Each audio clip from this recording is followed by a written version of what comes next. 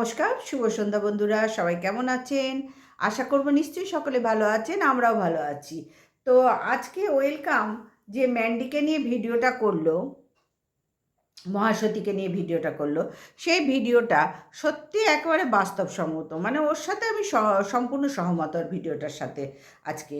তো যাই হোক, এবার চলে যাই প্রসঙ্গে। আমি বলেছি আমি পুষ্পিতাকে, আরও পুষ্পিতা থেকে বলছি।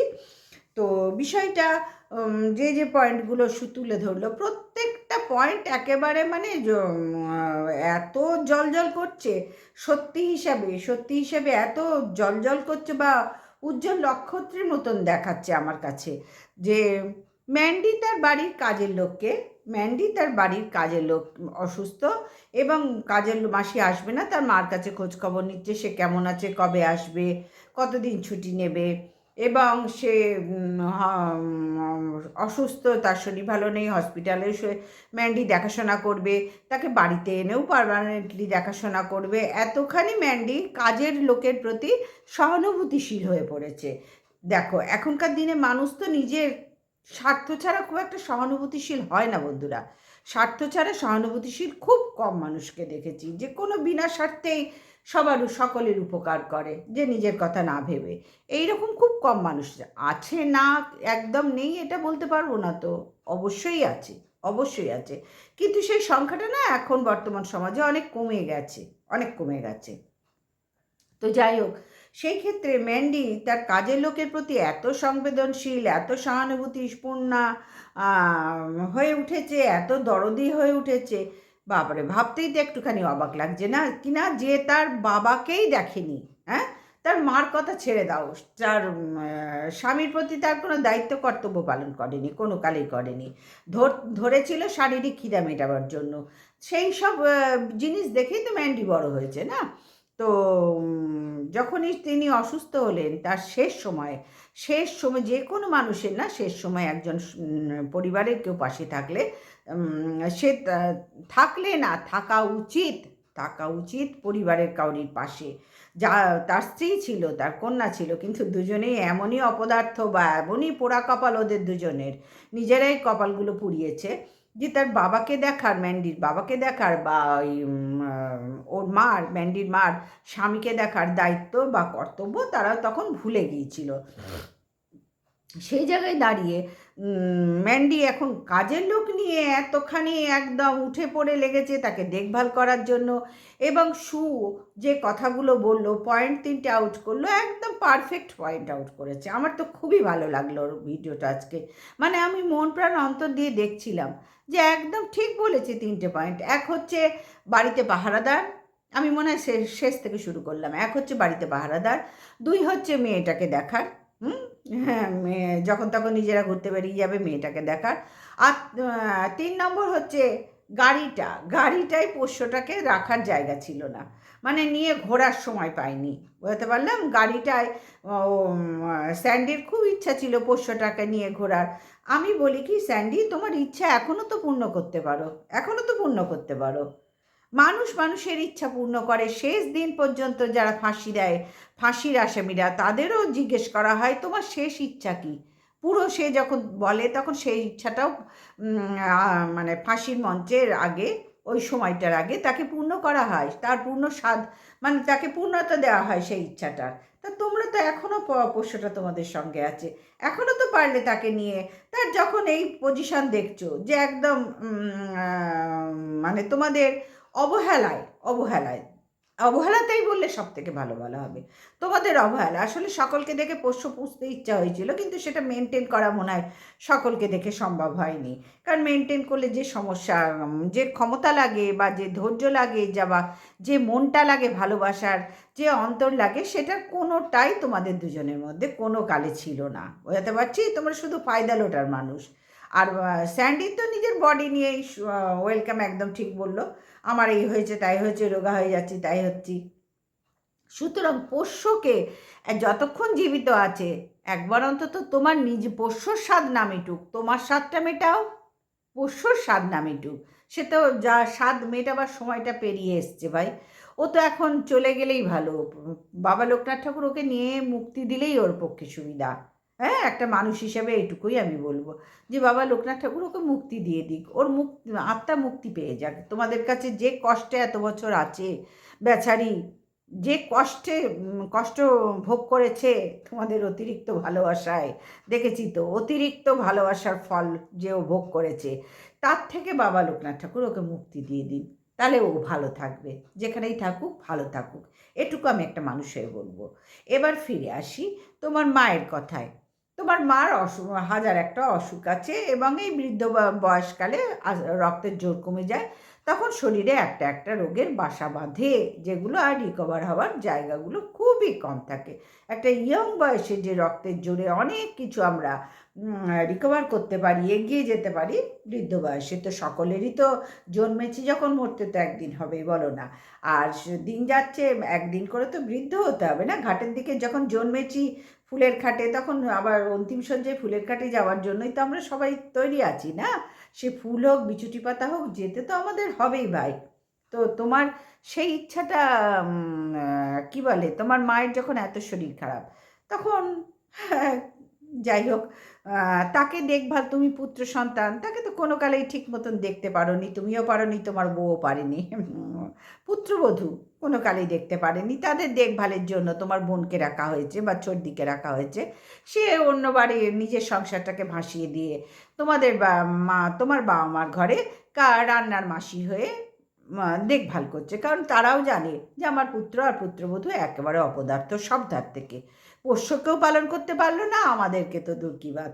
এবং মেয়েটাকে কতখানি কি করবে সেটাও কিন্তু দেখার আছে। তারপরে নিজের বাবাকে, কোনো ধার থেকেই সাকসেস নাও, কোনো ধার থেকেই তোমরা দুজন কিন্তু সাকসেস নাও, অথচ কিন্তু তোমরা দেখো প্রত্যেকটা নোংরামিতে তোমরা কিন্তু একদম সবার থেকে এগিয়ে আছো, বোঝাতে পারছি?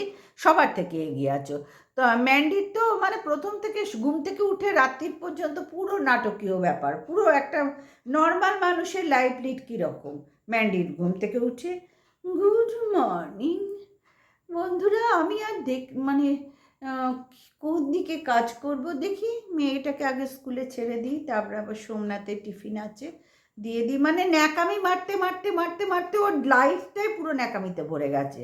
বোঝাতে পারছি? তুমি যে স্ত্রীকে গ্রহণ করেছো দ্বিতীয়বার, তার লাইফটাই পুরো তোমাদের ন্যাকামিতে ভরপুর। না তোমরা তোমাদের পিতামাতার সেবা করতে পেরেছো, না তোমরা তোমাদের পোষ্যর সেবা করতে পেরেছো, না তোমরা মেয়েটাকে ঠিক মতো মানুষ করতে পারছো, না তোমরা তো মানে ম্যান্ডির বাবাকে দেখতে, ম্যান্ডি তার বাবার সেবা করতে পেরেছে। আর মায়ের কথা না বলাই বুদ্ধিমানের কাজ। সেও তো আর এক জিনিস না, সেও তো চড়ে বেড়াবার মানুষ ছিল, যার জন্যে ম্যান্ডিকে চড়ে বেড়াতে খুব একটা অসুবিধা হয় না ম্যান্ডির। এবার আসছি বাচ্চাটার ব্লগিং করা। এ আর কৃষাণু, এসে বাধ্য হয়ে বলতে হলো, এ আর কৃষাণু এরা জন্মের থেকে ব্লগিং করা দেখছে। এ দেখছে আমার মাকে 24 ঘন্টা ঘুম থেকে উঠেই ক্যামেরা অন করে দিচ্ছে। ভাই, যারা ডেইলি ব্লগ করে তারা ঘুম থেকে উঠে ক্যামেরা অন করে, কিন্তু বাচ্চারা সেই এটা দেখে কী বলবো, ক্যামেরা অন দেখে তাদের সেই দিকে মেন্টালিটি না দিয়ে তাদের ঘুম থেকে উঠে পড়াশোনার দিকে দাও। তাদেরও তো একটা লাইফ আছে, সেই দিকটা মেনটেন করতে হয়। বোঝাতে পারলাম? কিষাণুরও সেটা নেই, আর এই জয়ীরও সেটা নেই, দুজনের একজনেরও সেটা নেই। তো যাই হোক, ও তো ভালো ব্লগিং করবেই। ও করবে না তো কে করবে বলো তো?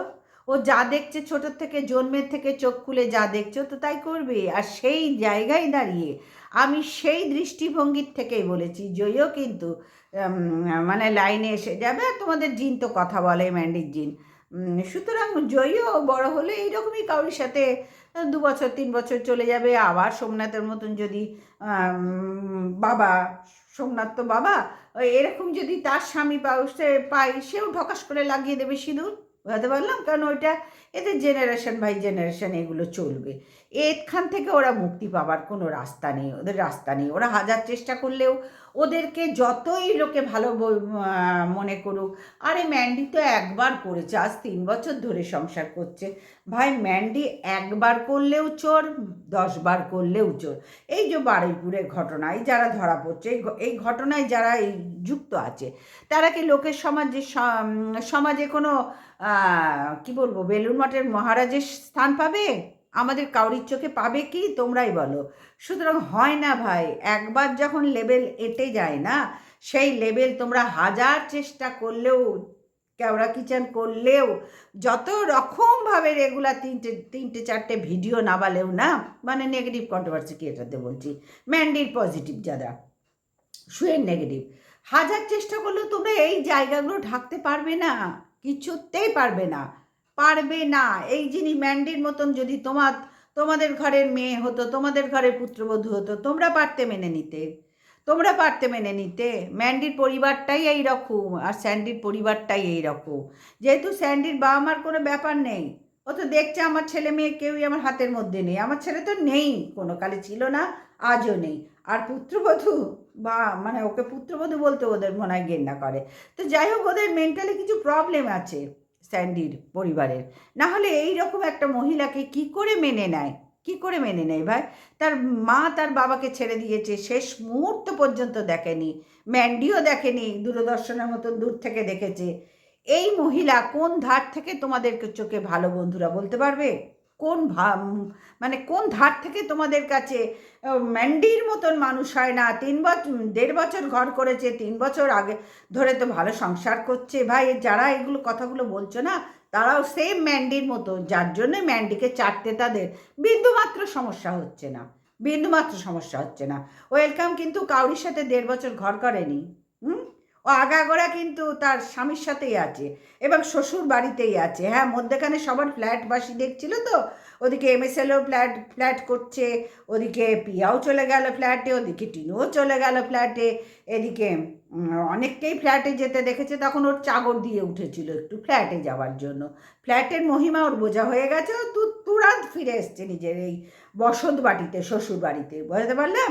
ওর ফ্ল্যাটের মহিমা, ফ্ল্যাটের কি বলে, ফ্ল্যাটের চাহাত সব মিটে গেছে ওই কটা দিনের মধ্যে, 2 মাসের মধ্যে সব মিটিয়ে তুরন্ত ফিরে এসছে। কারণ ও প্রচণ্ড ইন্টেলিজেন্ট, ও বুঝতে পেরেছে এই ফ্ল্যাটে থাকা আমার পক্ষে সম্ভব নয়।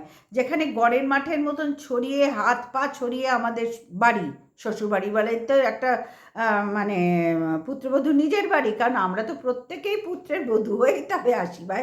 পৃথিবীর জেনারেশন, মানে পৃথিবীর সৃষ্টিটাই তো এইভাবে। শুধু ওয়েলকাম একা তো পুত্রবধূ নয়, সবাই এইভাবে এসছি। সুতরাং ও যখন দেখেছে এত বড় বড় ঘর, এই বিশাল বিশাল বারান্দা, খোলা মেলা জানলা দরজায় ভর্তি, সেখানে ওই ফ্ল্যাটে দমবন্ধ আর ঘরে ও থাকতে পারে কখনো? ও শেরু বাবা কখনো থাকতে পারে? দৌড়ে 2 মাসের মধ্যে সব শখ আহ্লাদ মিটিয়ে তুরান্ত চলে এসছে। আর এটাই বুদ্ধিমতির কাজ করেছে। যদিও খেয়াল মানে করতো, মানে কি বলবো, আরও ইচ্ছা করতো আমি এখানেই থাকবো, এখানেই থাকবো, তাহলে ওরই কপাল পুড়তো, আর কিচ্ছু কাউরির হতো না, ওরই অবস্থা খারাপ হয়ে যেত, হালুয়া টাইট হয়ে যেত। এখন ফিরে এসছে তো খুব তাড়াতাড়ি, এসে এই যে সংসারটা ধরে নিয়েছে, এই যে সংসার বলতে তোমরা আবার এক্ষুনি বলতে বসবে ও তো শ্বশুর শাশুড়ি আলাদা খায়। হ্যাঁ ভাই, তারা আগাগোড়াই আলাদাই খায়, কারণ তাদের তেল ঝাল মশলার খাবার আলাদা, এবং এদের লাইফস্টাইলে, তাদের লাইফস্টাইল একসাথে বনে না, কিন্তু একই বাড়িতে তো আছে এবং একই কাজের মাসি তো, তারা তাদের মতন খাচ্ছে, ওপর থেকে রান্নাও পাঠাচ্ছে, সবই দেখাচ্ছে বহুদিন ধরে, সবই দেখাচ্ছে। কিন্তু পরপুরুষের সাথে ম্যান্ডির মতন বাইরে কোথাও গিয়ে কাটায়নি, রাত কাটায়নি। 1.5 বছর ধরে ম্যান্ডি যেটা করেছে ও সেটা করেনি। ও কিন্তু তুহিনের সাথেই আগাগোড়া, সরি বলে দিলাম নামটা, কিছু করার নেই। কারণ এদেরকে আমি যে চোখে দেখি, যে চোখে দেখি, তাতে আমি বুঝে গেছি তুহিন একটা অত্যন্ত ভদ্র সভ্য ছেলে এবং ভদ্র পরিবারের সন্তান, এবং ওয়েলকামও ভালো মেয়ে, খারাপ কোনো ধার থেকে নয়। কারণ ও ম্যান্ডির মতো নয়, নয়, চরিত্রের দিক থেকে নোংরা নয়। ও যেটা এখানে দেখাচ্ছে সেটা সম্পূর্ণ নাটক। এর সত্য প্রমাণ যদি তোমাদের কাউরির কাছে থাকে তাহলে তুলে দাও, আমরা দেখতে চাই। যারা আমরা ওয়েলকামকে নিয়ে পজিটিভ ভিডিও করছি, অনেকেই তো এগিয়ে আসছে এখন, পজিটিভ ভিডিও করছি। আমি আগাগোড়াই ওয়েলকামকে নিয়ে পজিটিভ ভিডিও করতাম, মধ্যেখানে মনে হয়েছিল দেখি একটু নেগেটিভ করে কেমন লাগে, তাই দুটো মনে হয় করেছিলাম। তখনই ওয়েলকাম একদিন বলেছিল যে এই মহিলাকে, এনাকে তো আমি কোনোদিন কিচ্ছু বলিনি। আমি বুঝতে পেরেছি, তৎক্ষণাৎ চেঞ্জ হয়ে গেছি, যে না দরকার নেই তো, সত্যি তো আমাকে কোনোদিন কিচ্ছু বলেনি, কেন আমি, আর ও বলে নয়, আমাকে কেউই আজ পর্যন্ত কিচ্ছু বলেনি, কেউই না। কারণ আমার ভিডিও সেইভাবে তো আসে না, বলো না। সুতরাং আজকে ওয়েলকামের যে বিষয়গুলো দেখলাম, যে ভিডিওটা দেখলাম, আমার অত্যন্ত ভালো লেগেছে। এইভাবে স্পষ্টবাদী কথা বলা, স্পষ্টভাবে কথা বলা একমাত্র ওয়েলকামের আছে, ওদিকে দীপ্তির আছে, রুনার আছে। তবে সব থেকে বেশি ওয়েলকামের আছে, অবশ্যই আছে, আর দীপ্তিরও আছে। দীপ্তিরও আছে। আমি কারোর যার যেটা আছে সেটা আমাকে স্বীকার করতেই হবে। খুব সুন্দর এরা ভিডিও করে। দীপ্তি অসম্ভব ভালো ভিডিও করে। মানে আমার এত ফেভারিট একটা কন্ট্রোভার্সি ক্রিয়েটার যে তোমাদের বলে বোঝাতে পারবো না। আর ওয়েলকামকেও আমার খুব ভালো লাগে। আগাগোড়া ও শেরনি ছিল, শেরনি আছে, শেরনি থাকবে ভাই। ও এইভাবে স্পষ্ট বলে এগিয়ে যাক। কন্ট্রোভার্সি হচ্ছে একেই বলে, একেই বোঝাতে পারলাম। এটাই হচ্ছে অরিজিনাল কন্ট্রোভার্সি করে এরা। কন্ট্রোভার্সির মধ্যে কোনো রাগ ঢাক রাখলে চলবে না আমার মতন। আমি ঢেকে রেখে বুঝে কথা বলি, সেরম বলে চলবে না। আমাকেও এরম ডেসপারেট হতে হবে। কন্ট্রোভার্সি জোনে এসেছি। আমি এখানে রাগ ঢাক কাকে করছি, কিসের জন্য করছি? আমার ক্ষতি করার জন্য না। এবার থেকে চেঞ্জ হব। এদের দেখেই আমি আস্তে আস্তে চেঞ্জ হব। তো যাই হোক, ওয়েলকামের এই ভিডিওটায় কোথাও আমি কোনো খুঁত পাইনি। একেবারে 100% ওর সাথে সহমত। ও ম্যান্ডিকে নিয়ে যা যা বলেছে একদম ঠিকঠাক কথা বলেছে। ঠিকঠাক কথা বলেছে।